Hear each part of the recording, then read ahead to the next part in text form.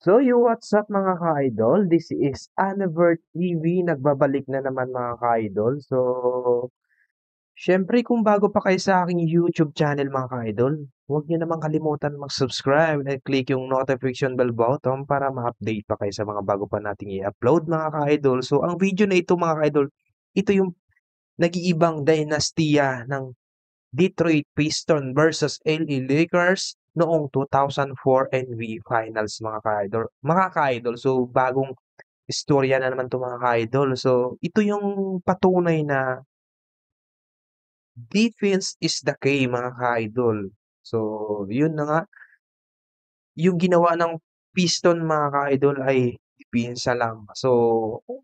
Kung makikita natin dito, ang lineup ng LA Lakers ay si Kobe Bryant, nandun pa si Shaquille O'Neal, Gary Payton at marami pang mga players na malalakas.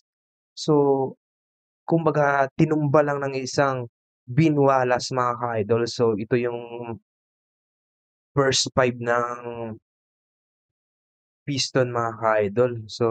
Para mas lalo pa nating maintindihan yung video mga ka-idol, sabayan nyo akong panoorin yung video na galing sa The Box Score mga ka-idol. Subscribe natin yan mga ka-idol. Humanap na ng pwesto para sabayan niyo akong manood sa video mga ka-idol. Wag na natin 'tong patagalin mga ka-idol. Let's go! Parang punyal ang tres na ito ni Kobe Bryant noong Game 2 sa 2004 NBA Finals na nagpuwersa sa overtime para maitabla ng Lakers ang series versus Detroit Pistons. Pagsakay ng bus pabalik sa Detroit, nagbitaw si Chauncey Billups ng deklarasyon sa talunang koponan na hindi na sila babalik sa LA. At sa tatlong play sequence na ito sa third quarter ng Game 5, nagmarka at mukhang magkakatotoo ang kanyang propesiya. Isang follow-up dunk ni Ben Wallace, isang end-one play ni Chauncey Billups, at isang intimidating goaltending ni Big Ben. Hindi na nga sila babalik sa Staples Center. Dahil sa tatlong sunod na laro ng finals sa kanilang bakuran, ang championship ay hindi na nila pinakawalan. Nabuwag na nila ang Lakers dynasty at sa mga sahig naman ng dapalas bumagsak ang confetti. Iyan ang babalikan natin ngayon sa box score. Kung ano ang ginawa ng Detroit Pistons sa LA Lakers para matibag ang dinastiyang mukhang di mababagbag. Ito ang kwento ng 2004 Detroit Pistons.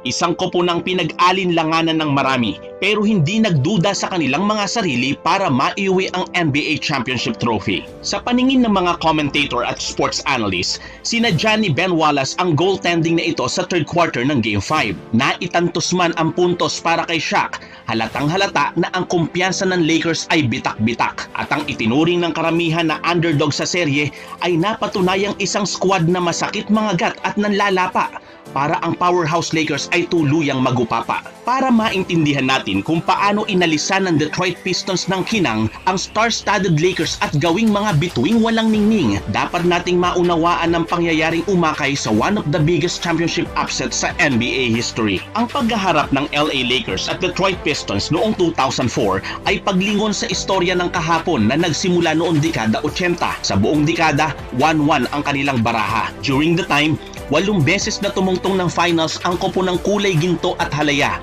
nakapagpanalo ng 5. Noong 1988 versus Detroit ang isa. Gusto pa sanang umanim, pero nung naging siga na ang Bad Boys, ang init at baga ng Lakers for 6 ring ay naging abot uling. At ang palabas ng Showtime Lakers ay naging pundidong ilaw sa pinilakang tabing. Pero pagkatapos mag-champion ng Detroit noong 1989, ang all-one na rivalry 15 years na nawalan ng kulay.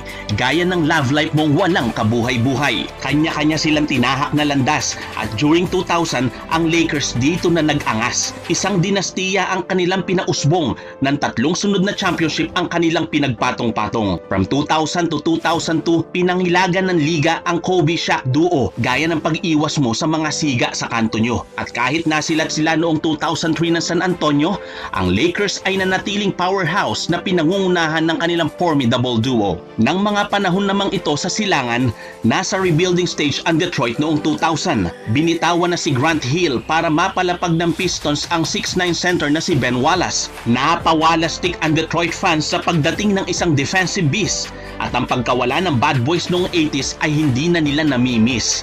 Na kay Big Ben din kasi ang pangungulila sa mga ferocious foul ni Bill Laimbeer, ang mga killing blocks ni John Salley at ang mga ridiculous rebounds ni Dennis Rodman. Sa effort at tenacity ni Ben Wallace, Hawak na ngayon ng Detroit ang centerpiece ng kanilang team. Ang problema, kung si Wallace ay isang centerpiece, si Shaquille O'Neal ang center stage ng liga.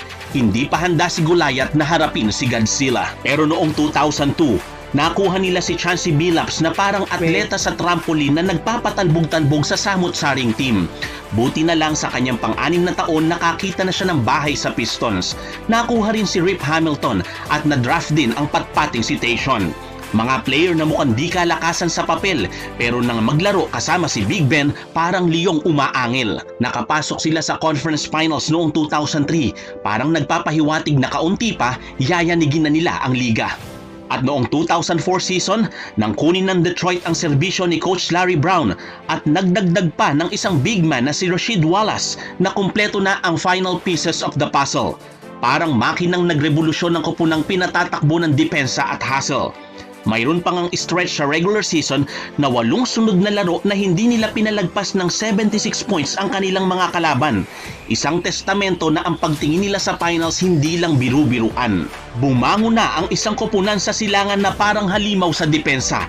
Ang mga NBA fans ay may inaasahan na sa kanila pero hindi abot langit dahil sa Western Conference andun ang magsisilbing tinik. Kahit nasa kalakasan pa ng ningning ang laro ni Shaq at Kobe, nagdagdag pa sila ng kinang nang kunin si Karl Malone at Gary Payton na kahit sabihing ang mga karir ay malapit ng mamahinga, may natitira pa ring gasolina para sa huling segwada. Kaya isang legit na super team ang na-assemble. 4 future Hall of Famers suot ang gold and purple. Nang mahawa na ng Lakers ang landas nila sa finals matapos gapiin ng Houston Rockets, San Antonio Spurs at Minnesota Timberwolves, inalpasan naman ng Detroit ang Milwaukee Bucks, New Jersey Nets at Indiana Pacers para gisingin ng bakbakang 15 taong nahimbing. LA ang paborito ng lahat para sa titulo. Mas masarap kasing panoorin sa mata ang kanilang opensa kaysa sa slow-paced defensive basketball ng Detroit. 4 na future Hall of Famers versus 1 All-Star.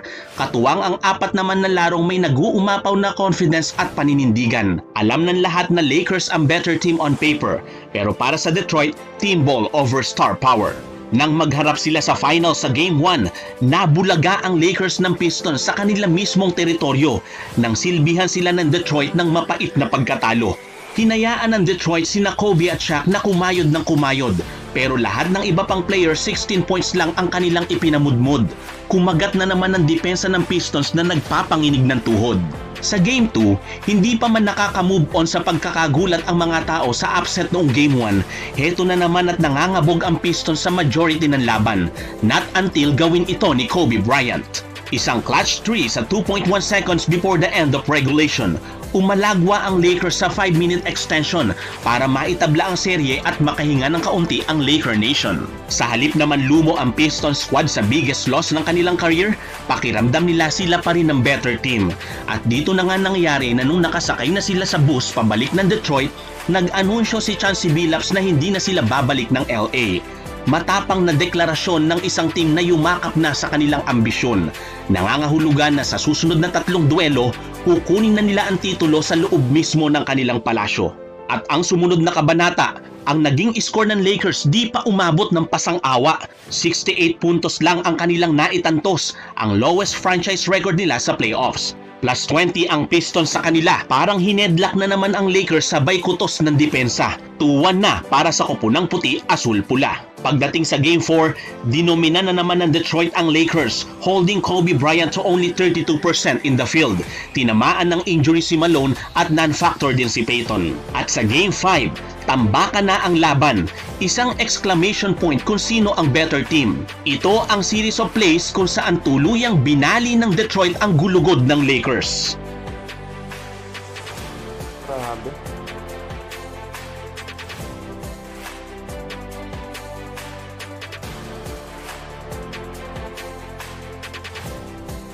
Isang follow-up dunk mula kay Ben Wallace, isang and-one layup ni Chauncey Billups, at isang intimidating goaltending kay Shaquille O'Neal na parang binalibol ng maskuladong batong itim.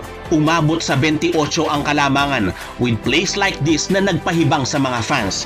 Sa score na 98-70, Kahit may 4.5 minutes pa, nagsimula na ang party-party. Kitang-kita ang kaibahan ng Lakers at Detroit lalo na sa Game 5. Parang buhat-buhat ni Kobe at Shaq ang buong barangay. Pero sa Detroit, 5 tao ang pumapasan ng bahay. Hindi sila bumabase sa isang player kundi nagkakaisa.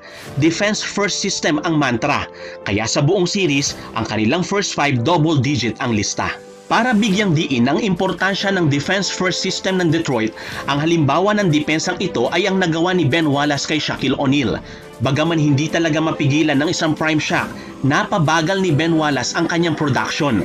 Karamihan ay inaako niya sa one-on-one ang pagbabantay kay O'Neal. Kahit nakaka-score, kahit paano pinagtatrabahuhan ito ni Shaq.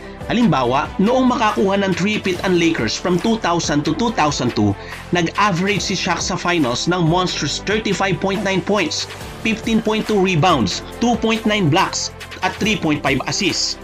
Noong 2001 naman, kung saan nakaharap niya sa finals ang 4-time Defensive Player of the Year na si Dikembe Mutombo, ito naman ang average ni Shaq, 33 points, 15.8 rebounds, 3.4 blocks at 4.8 assists. Pero noong 2004 kaharap majority si Ben Wallace, disente ang 26.6 points, 10.8 rebounds at 1.6 assists. Pero not as dominant sa kanyang naunang 3 championships. Kung gaano kalagkit at kalakas ang taktak ng pawis ni Ben Wallace, ganun din ang lapot ng depensa niyang mahigpit at maangas. Ang kanyang presensya sa depensa ay nagpangyari para makapag-focus ang ibang Pistons sa pagbabantay sa ibang Lakers players. Mas makikita natin ito kung pagkukumparahin natin ng 3 points percentages ng Lakers noong 2004 finals compare sa kanilang 3 championships. Noong 2000, 38%, 2001, 48%, 48% noong 2002, pero noong 2004, 25% lang. In fact, wala ng Lakers na nag-double digits average sa serye bukod kina Kobe at Shaq. Samantalang lahat ng starting 5 ng Detroit ay double digit in scoring all series long. Tinayuan nila ang paniniwala nila sa kanilang sarili na noong 2004 na sila ang best 5 alive. Pinangunahan ni Chauncey Billups ang opensa at itinanghal siyang Finals MVP. At yung hindi nila pagbalik sa LA, nagkatotoo ang kanyang sinabi. Pero hindi iyon nagkataon lang at iniyasa na lang sa hula sa Quiapo. Tulong-tulong ang Detroit sa kampyonatong kanilang pinaghirapan at binuo. Sinasabi ng ilan na natalo ang Lakers dahil sa alitang Kobe at Shaquille at sa di pagkakaintindihan ni Bryant at Coach Phil. Kung nagkaroon man sila ng internal issues, problema na nila yun. Basta ibigay ang credit na karapat-dapat para sa Pistons. Dahil noong 2004 finals, figuratively, pinauwi nila ang Lakers ng pira-piraso. Buwag na ang Kobe-Shaq duo. Si Malone ay nagretiro. Si Peyton ay humiwalay. At ang dynasty tuluyan ng gumiray. Lakers ang better team sa papel. In the end, Detroit ang hindi nasupil. Ang pagkapanalo ng Detroit noong 2004 sa finals ay isa sa hindi malilimutan sa finals history. Hindi lang dahil sa ito ay isang upset at dynasty breaker, kundi pinatunayan ng buong Detroit Pistons ang kasabihan sa sports na kung ang opensa ay nagpapanalo ng laro, depensa ang nagpapanalo ng ginto. Sana ay nagustuhan ninyo ang ating kwento. Baka pwede ka na rin So yun mga ka-idol, no? Maniniwala na kayo na defense is the key, mga. So ang depensa talaga yung nagpapanalo. Napatunayan nyo ng Piston, mga ka-idol. So sana nag-enjoy kayo sa ating video, mga ka-idol. So maraming salamat sa inyong pagpanood. Mag-iwan po kayo ng like at syempre mag-subscribe, mga ka-idol, sa hindi pa nakapag-subscribe. So maraming salamat. See you next vlog, mga ka-idol.